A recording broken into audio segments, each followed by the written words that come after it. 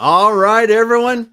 Welcome once again to the Face of Business. I'm your host, Damon Pistolka, and I am so happy and excited for our guest today because we've got Doug Gray coming to us from Action Learning Associates, and he's in the North Carolina today in the lovely mountains. Doug, thanks for being here today. My pleasure. I appreciate your excitement. Oh, yeah. We're going to have fun. Absolute. I loved our Yeah. conversation because we both have roots in South Dakota. And here we are. Yeah, and here we are. Even the place Yes, that you never yes, thought that yes. people are working on, huh? Yeah. So, Doug, we always like to start out with how did you and Action Learning Associates get into what you're doing today? You've been doing it for a little while. Yeah, 1997. At the time, a number of people turned to me and said, Doug, you're an executive coach. And I said, really? What's an executive coach? I'd sort of say that's a question I've still been pursuing and trying to answer.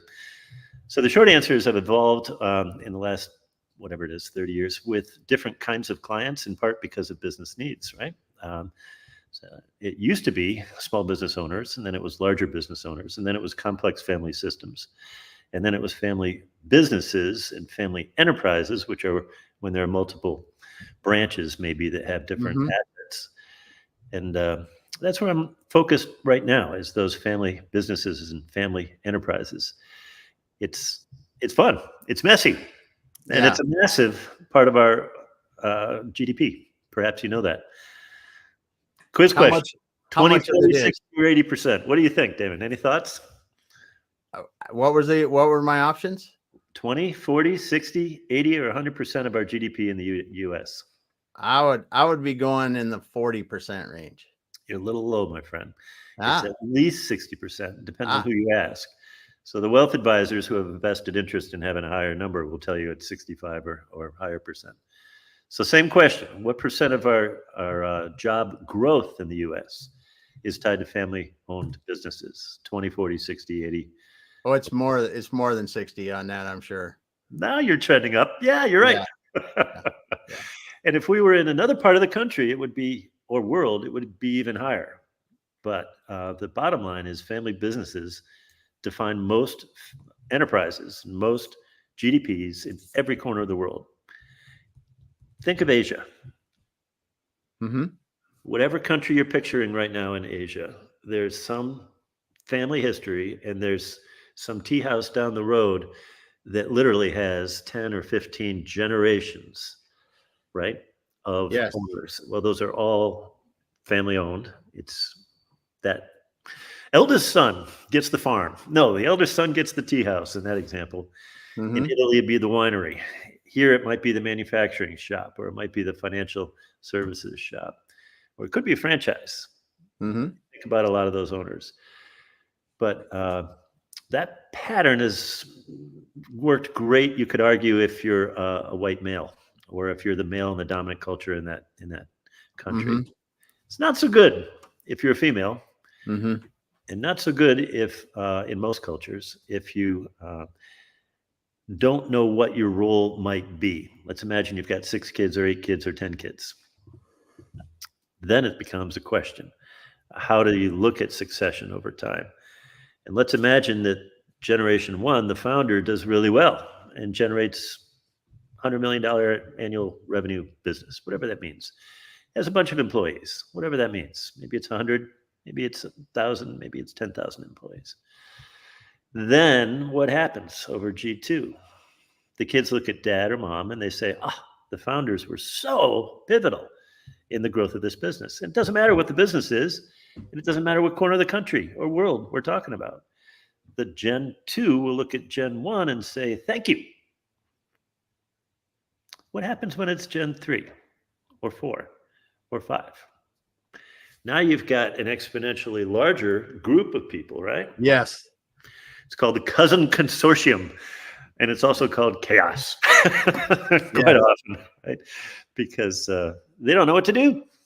And they look around and they say, wow, there's this shared asset, family capital.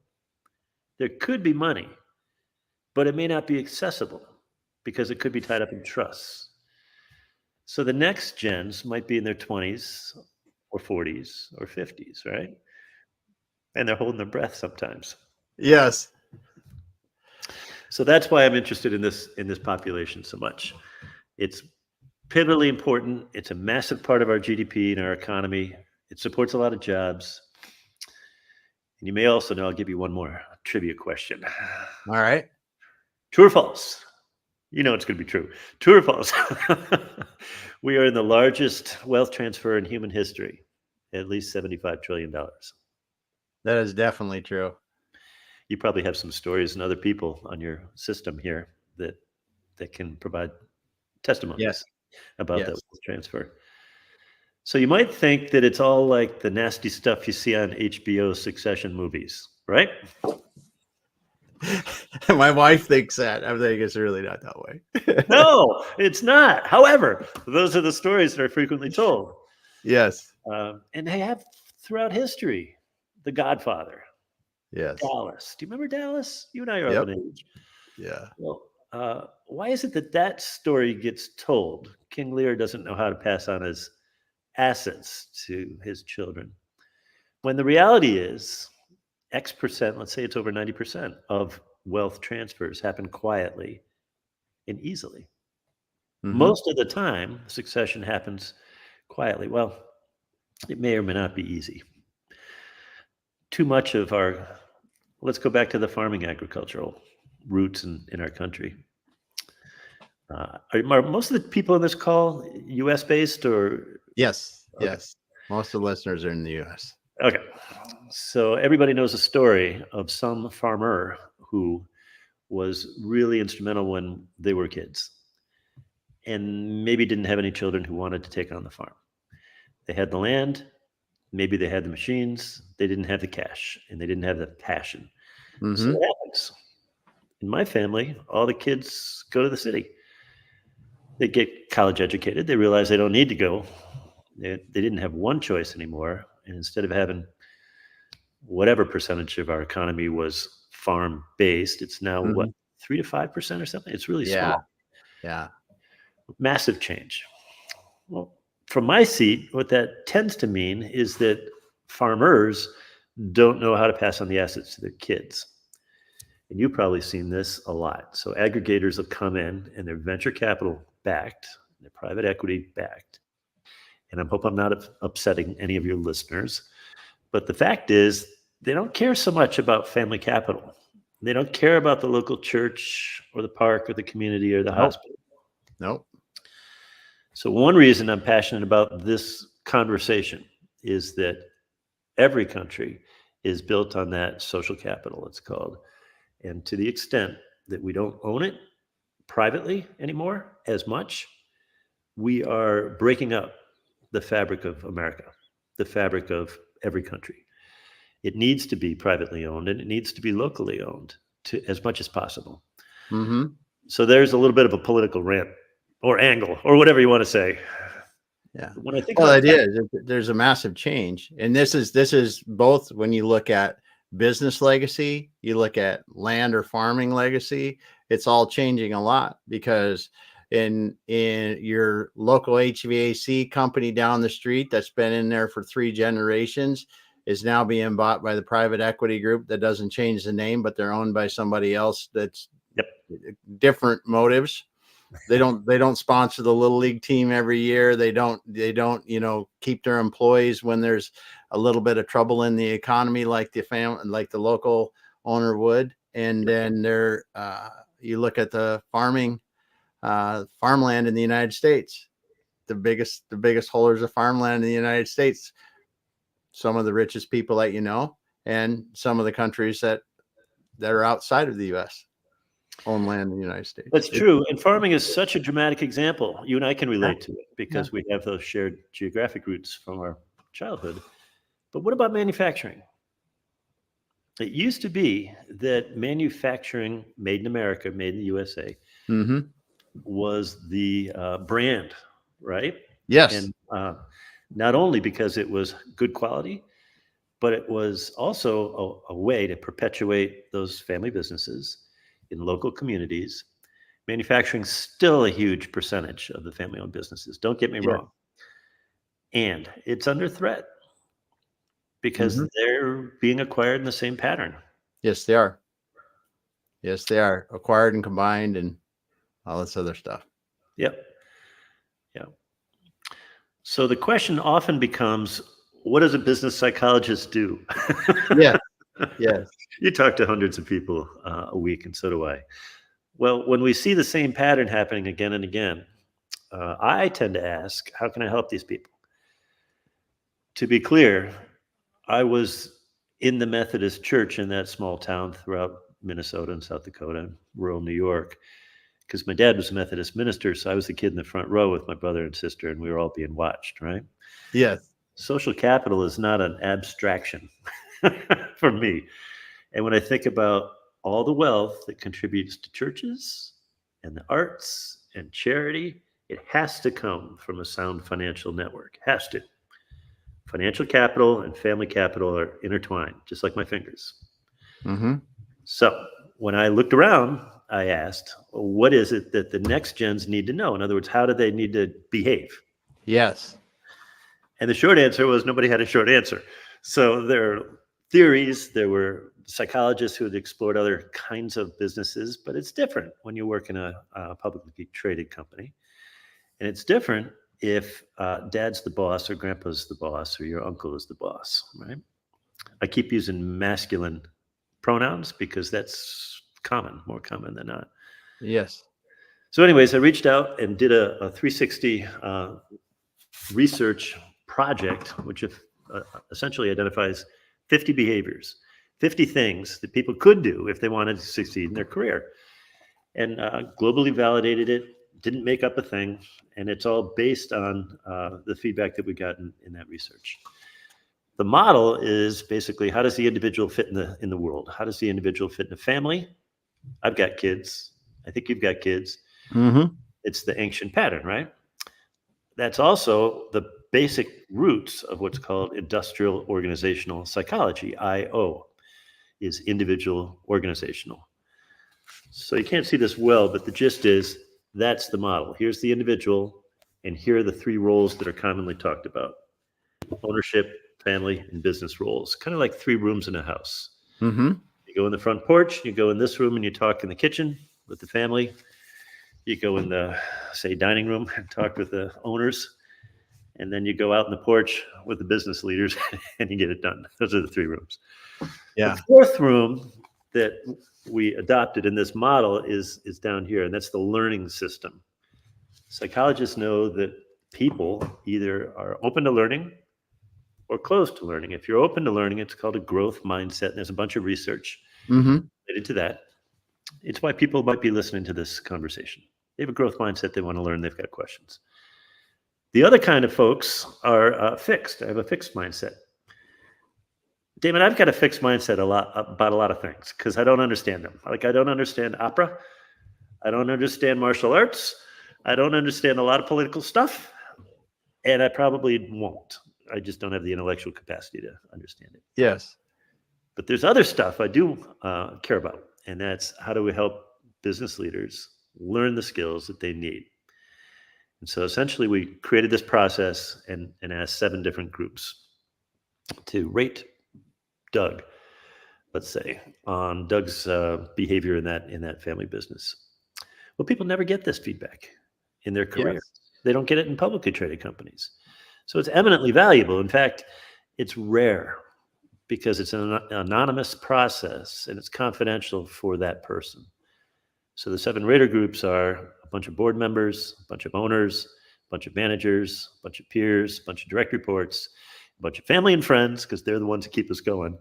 And all those 6 are contrasted with what Doug thinks about Doug's performance. Mm-hmm.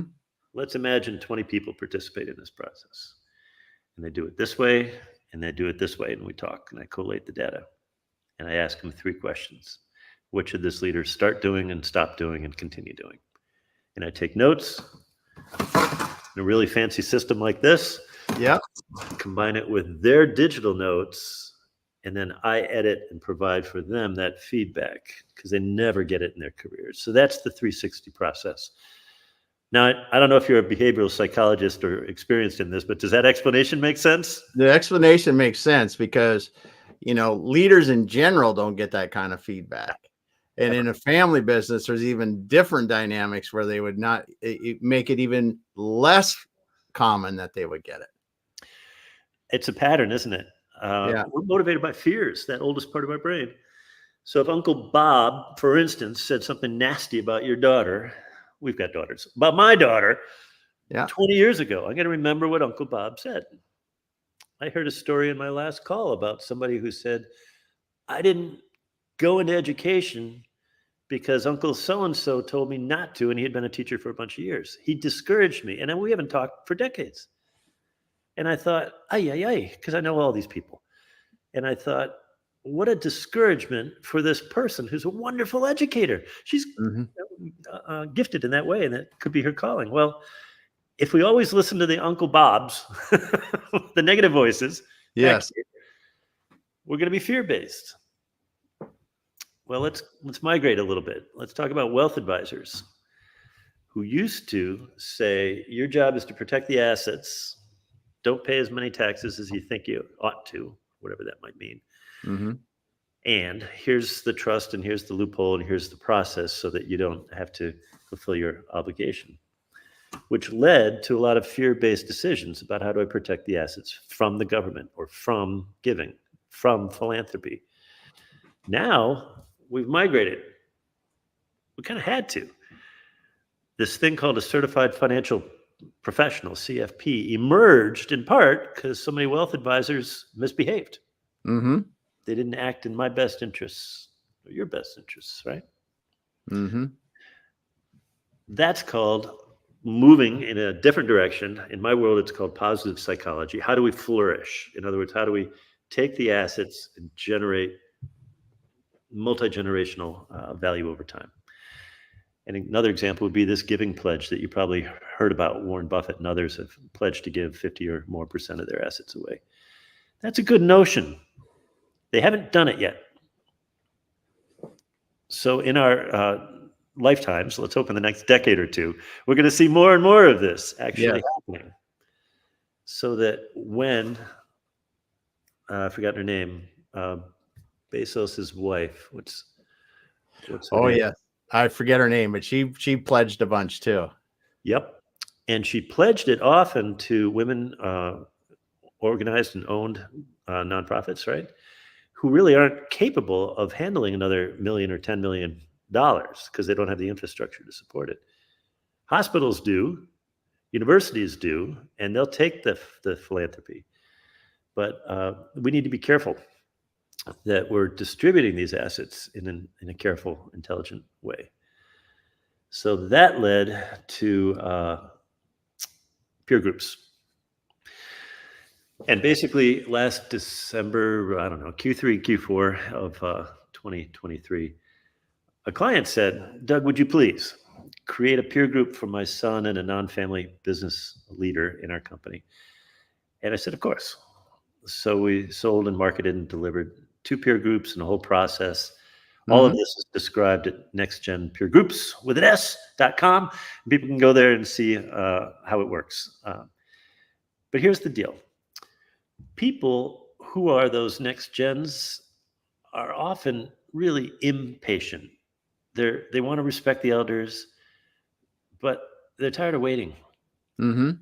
They're often college educated. They've got choice. They look around in social media and digital media and they see other examples of other people who have accelerated their careers doing something outside the family business, right? So those folks are lonely and they don't know who else to talk to, filled Ah. with anxiety. That's what the peer groups serve. And we created a number that are open enrollment. People can find them and click on and apply, and then I'll interview them and make sure they're a good match and all that. And then we'll move forward. The other reality is groups who need like an association of construction guys Hmm.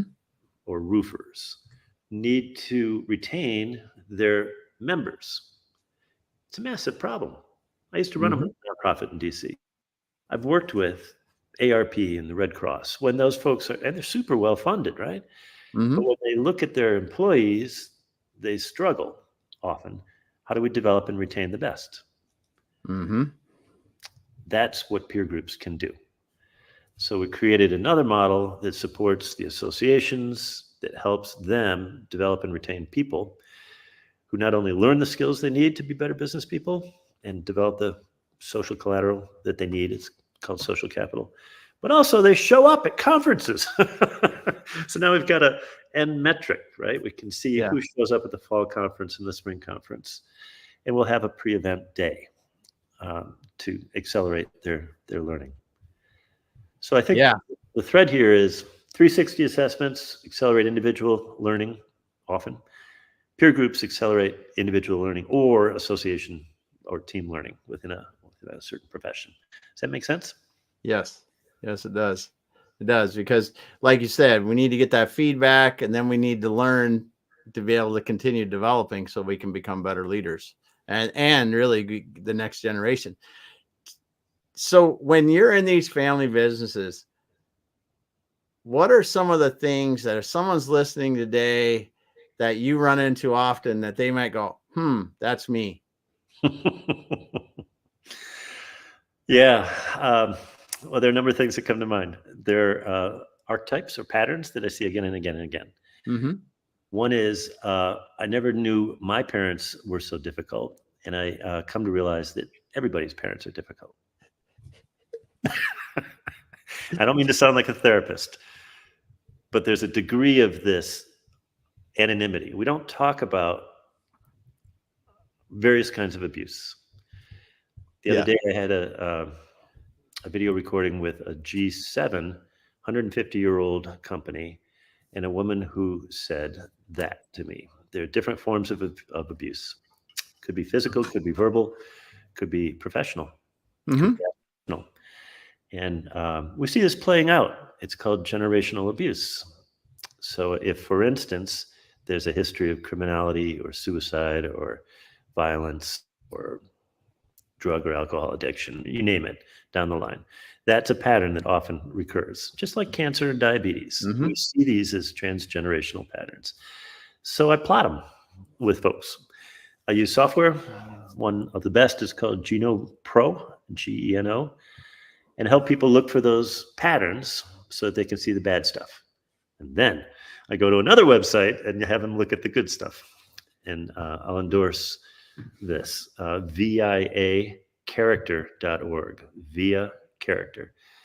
And Via is thought to be the values in action, but it's also the road back in Latin. And the Meyerson family gave away this assessment. And they gave away all the results to a group of folks at Wharton, at the University of Pennsylvania in Wharton. Marty Seligman and others looked at this data and they basically said, how do we help people grow and learn and such? How do we take the good stuff throughout the family? So if grandma was charitable and mom was charitable, how did the next gens become charitable? And how are we so intentional about our charitable giving that the building over there at that college that used to have the name on the top doesn't really need the name on the top, because we're going to donate anonymously forever. Now we're talking like social fabric. Yeah. That's really super powerful. So one answer to your question is abusive patterns get transmitted over time. So do charitable patterns. And those are called signature strengths. They're good things. It's the thing that makes the Pistolka family distinctive, or the Gray family distinctive. And we don't often celebrate those things. I think it's because we don't know how. Mm-hmm. We don't I agree. We're too busy being good or bad at what we are. Yeah, there's a polarity. Yeah. Because we all have some of each. I think you're right. Recently, I wrote something on tribalism, which is in my opinion, the number one most important wonder of the world. We've got these pyramids, we've got the Great Wall, we've also got tribalism, which means I'm going to take care of my loved ones come hell or high water. Mm-hmm. And I always will.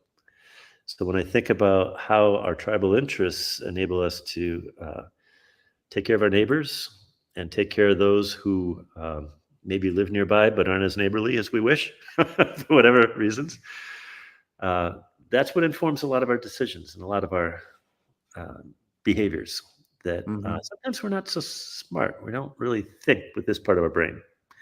We react with that part of our brain. So, anyways, tribalism is another pattern that I see again and again. So what if someone was tribalism, how would that show up in the business? In 100 ways, and sometimes they're not verbal and they're not stated. Some theorists basically say that culture at a business needs to have artifacts like a cup or a glass that has the name of the business on it. You walk in the lobby, there's the values, there's the vision, right? Those are artifacts. The other thing you need are shared beliefs.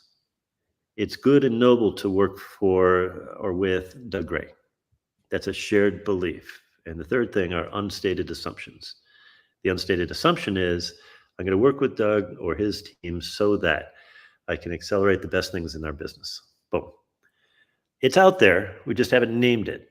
So we need a process to assess it, recommend it, celebrate it, perpetuate it over time. So artifacts, unstated belief, shared assumptions, that's commonly how we define culture. Yeah. Very good. I Very go good. in and I ask a bunch of questions and I take a bunch of notes. And sometimes I use artificial intelligence to collate it. And then I'll give it to us as a summary Hmm. so they can create a constitution. Oh, that's interesting. So they're creating a constitution. What does it in a family business? What does this constitution outline? What are some of the common things that they talk about in it? The things that they commonly don't talk about. In other That's words, good. that's why I'm there, right? To facilitate that process. Yes. So often it will start with the values that they share. And many families share the same ones: Hmm. integrity, honesty, service to others, charitable giving. Those are fairly common. But there also might be a statement of vision. Here's where we want to go. There might be a statement of mission. Here are the businesses we're going to support, and only these, because that's the golden egg we want to support, say healthcare or franchises or real estate. Hmm. They might do that because the founders did so or the elders did so, and they want to perpetuate those. Um, but the value of a charter, and it could be 1 page or 3 pages, it's not really that lengthy. It's the Hmm. process of writing it that becomes really helpful. So then the next phase or part of it typically has some guidelines or ground rules, good things to do. The hardest part for many families is how do you make decisions? And we don't often have structures. My opinion, my experience is that all we need is a little structure sometimes. A little structure goes a long way. So let me give you an example. When our kids were in middle school and high school, we'd have Sunday evening family meetings. They hated it, they said. And they weren't long. They were like 10 or 15 minutes sometimes. So we looked at the calendar, but we also looked at financial stuff. And we looked at important stuff that was going on. And it started out being mom and dad led, and we've got 2 daughters, and then it became they led. Well, that's the structure. That's the only structure they needed. Now I facilitate those family meetings for messy family systems. Yeah. And it's often like this. It's virtual. For instance, there could be 3 or 4 elders. This is last Tuesday night, I guess. And then 4 next gens, biological and in-laws, married spouses and whatnot. Hmm. And we had 3 wealth advisors who were doing their best, with some slides and such, to explain to the kids more about Roths and IRAs and compounding assets and investing over time. Why? Because financial literacy is critically important, and mom and dad can't do a great job. Yeah. So my role is to encourage the kids who were in their 30s and 40s to speak up and ask questions. We don't do enough of that. We don't provide the structure or the process to encourage people to ask questions. So Yeah. that's what I did. Does that make Yeah. sense? Yeah. Oh, yes. Yes, it does. Because you're helping them start off those shared values and then execute that vision and mission by educating and getting people on the same page, and then they can move forward better. Yep. And the wealth Yeah. advisors love it because my message is you need to have a one-on-one with so-and-so before our next meeting, which is 2 months from now. Mm-hmm. So if I own the process or manage the process, the family will trust that and then be able to ask the questions as they need them and get the answers when they need them. Does that make sense? Mm-hmm. Yeah. So So family constitution. go ahead. Go ahead. Sorry. That's the power of a family constitution. Go Yeah. ahead. Yeah, it really is. It really is powerful. So as you're doing this and people are through this process, what are some of the things that they tell you?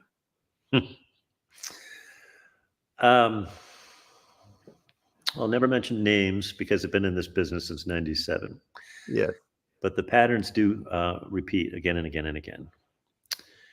And maybe a way to answer that is to tell you that as the peer groups evolved, the participants said, all this content is really good. I like seeing it on the website. Could you write a book to answer Damon's question? I said, sure. So I put that information into this book, which is available everywhere. And there are basically 10 answers to that question. What are the things that people often ask? And it's what you might expect. How do I fit in? What's my role in the family? In the individual system, it's how do I learn to speak up? How do I express my thoughts and feelings on important topics? How do I keep a positive attitude? Positivity is a choice, but Yes. people often know how to do that.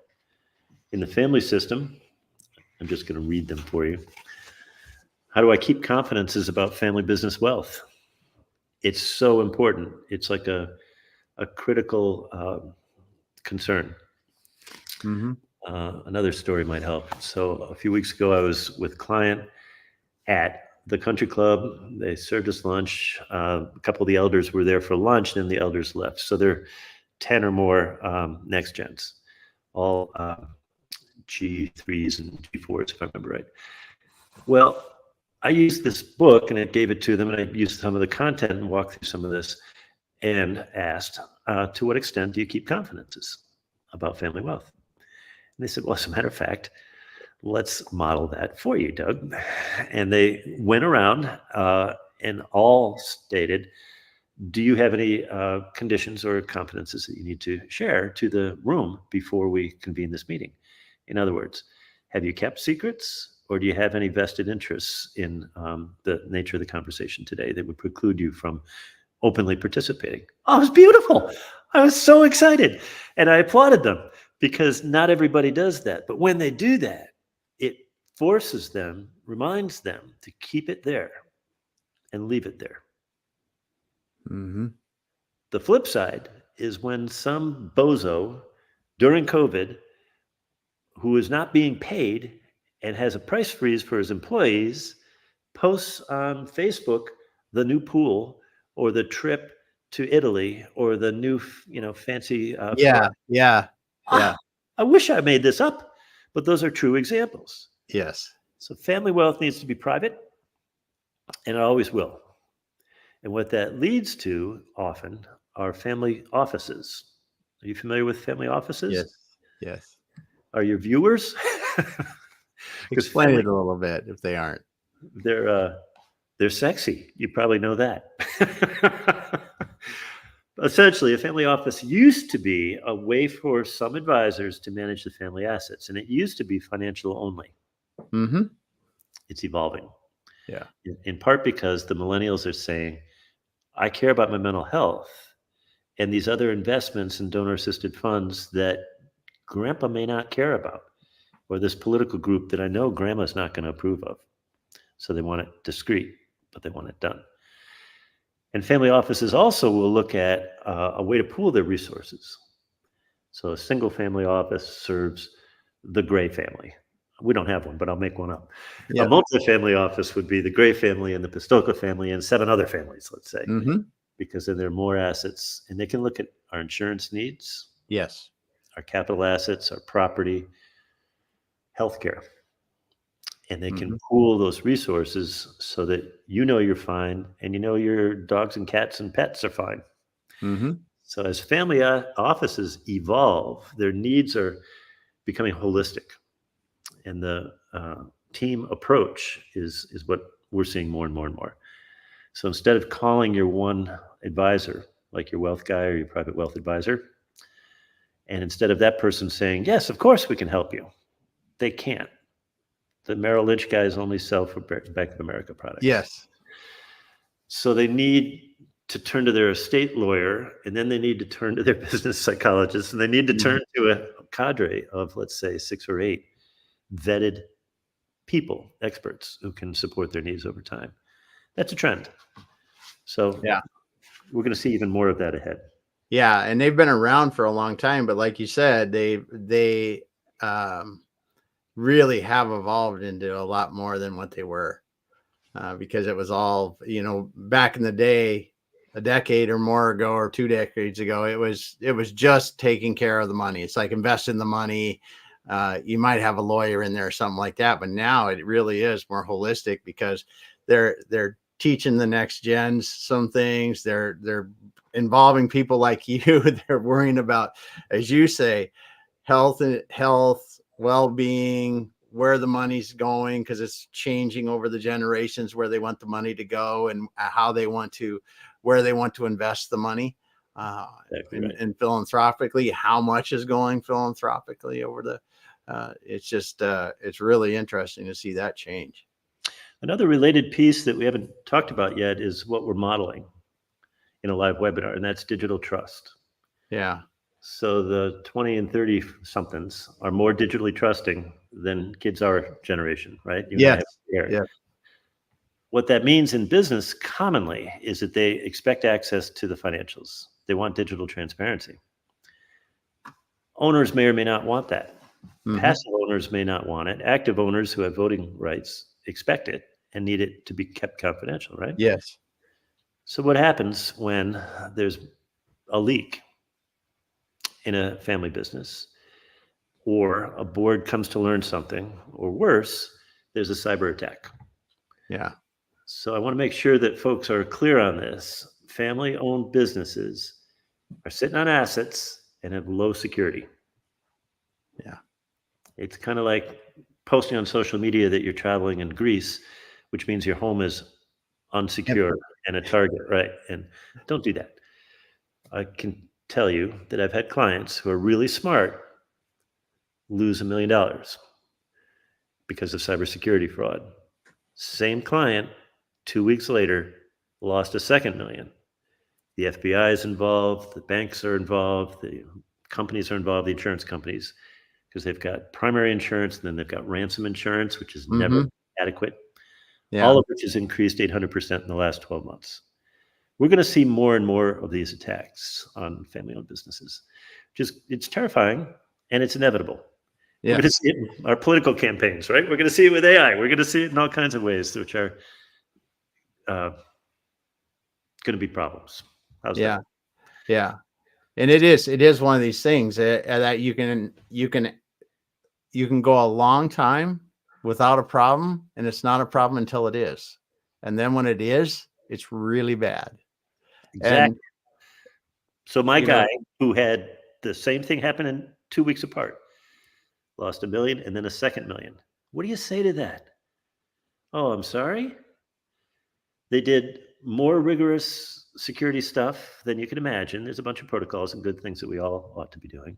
mhm, Two-factor authentication, changing passwords, having multiple sites, and making sure everybody has training so that they hover over the link before they click and open the link, which exposes the assets often.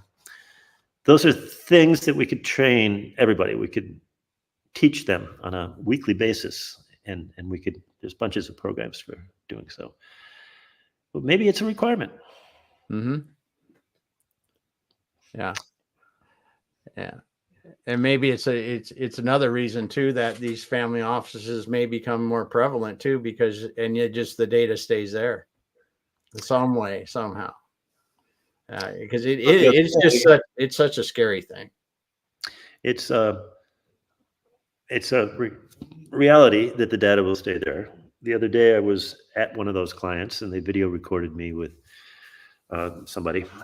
They've got, I think, 80 clients and a significant assets under management. Yes. That's one of their realities, is that they provide for the cybersecurity needs of all those Yes. investors.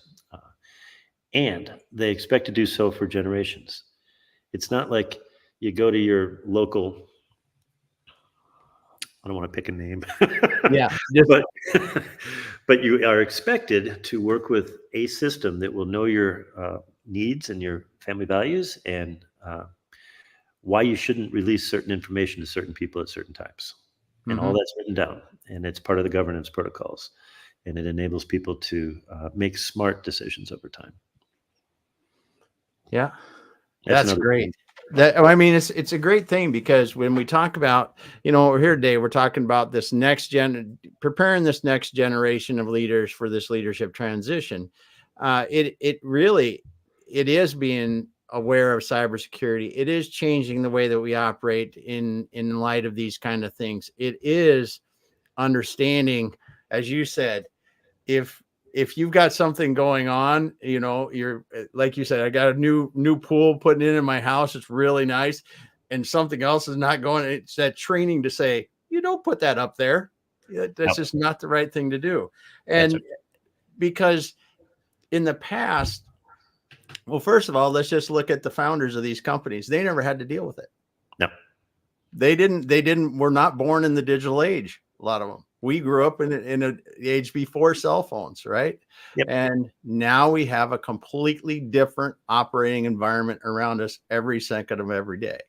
And if you just think about the amount of pictures that are taken in a second in a day, is probably more than there were in weeks or months in the 80s.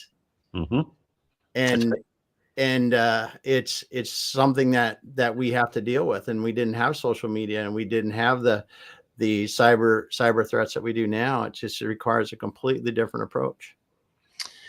Right, which implies that we're going to be smarter. If only we were smarter. If only we were smarter. Yeah. Okay, so who's the wealthiest man in New York City? No idea. Bloomberg. Why? Why is Bloomberg so wealthy? I don't know. It's this point you just made. He manages the information flow. Wealth advisors sit with their Bloomberg machine, right, which does as much as or more than Google. Yeah. Currently. Yeah. Or Google plus AI. Currently. We'll see what happens over time, right? Yeah. And Bloomberg and his team is able to manage the information flow ahead. Well, let's imagine that businesses in the future are going to be digitally connected, providing a unique value, and managing the information in a secure way. There's a trifecta. Yeah. So when I think about the faces of business, they're going to lean always toward family members, because they know them and love them and know their weak spots, and they'll hire somebody else to fill in the weak spot. Yes. I hope. Yeah. And we also know that the employees in those teams are more loyal than publicly employed people. They tend to stay longer. And the owners tend to provide more services for them. Everything from healthcare to mental health care and leave should they need it. The notion of caring for a loved one. Classic example is women in careers like law, who are on maybe a partner track and take time off to have children or take care of an elder as their elder's aging. They never get back on the partner track, which is why we have so many male partners in law firms. Well, what if some of these family-owned businesses do everything they can to accelerate the women in their businesses, which is what, 52% of our college graduates now? Yes. And trending up, I'm told. Yes. Well, and this is really something that you bring a great point, that the family businesses can change. As you said, it's 60% of the GDP, 60% plus of the growth, employee growth or job growth in the U.S. There's a lot that the family business can do to change the face of business. That's right. Yeah. So the purpose of this conversation, I hope, is just open people's eyes to some of Yeah. those trends and changes. Yeah. Well, Doug, it's been awesome talking to you because you are a wealth of knowledge, and I can only imagine some of the conversations that you've had to have helping these next generation leaders with the founders or the earlier generation leaders and the transitions, because it's not an easy process. It Yes. in the family dynamics, you want to be able to do what you need to do in the business and the financial world while still being able to have Thanksgiving dinner and not want to, strangle the person across the table from you. That's not an occasional example. I hear that every week. Yes. Well, I'll get the call. Can you fix my brother? No. Exactly. Exactly. Well, Doug, if someone wants to reach out and talk to you about their family business, their situation, their next gen leaders that they want to transition. So what's the best way to get a hold of you? There's a bunch of websites. Action-learning.com is one of them. Next Gen Peer Groups with an S.com is one of them. AssessNextGen.com is another good one. I'm not super active on LinkedIn, but I'm told that I need to be more active. And I've lately been adding a Substack thing every 3 or 4 days Okay. called Legacy Leadership. All these are free, so I invite people to be part of them if they wish. Awesome. The short answer Awesome. is to reach out and ask questions. I think that's Yeah. how to wrap things up. Yeah. Awesome, Doug. Well, it's been great having you. And we've had Doug Gray here from Action Learning Associates. Doug's been helping family business leaders successfully accelerate the transitions, work through the transitions for many years. And just thanks for sharing your thoughts with us today. My pleasure. Let's All go. right. Play ball. You bet. You bet. Well, I want to thank everyone for being here. Richard stopped by and said, yes, he's familiar with family offices. Thanks for stopping by, Richard. Now, those of you that didn't comment but are out there listening today, we appreciate you. If you came in late, go back to the beginning and listen to what Doug had to say. He covered many good subjects, talking about family business transition, leadership transition, and the different things that he addresses when he's in those situations. Thanks, everyone. We'll be back again. Doug, hang out for a minute after, and we'll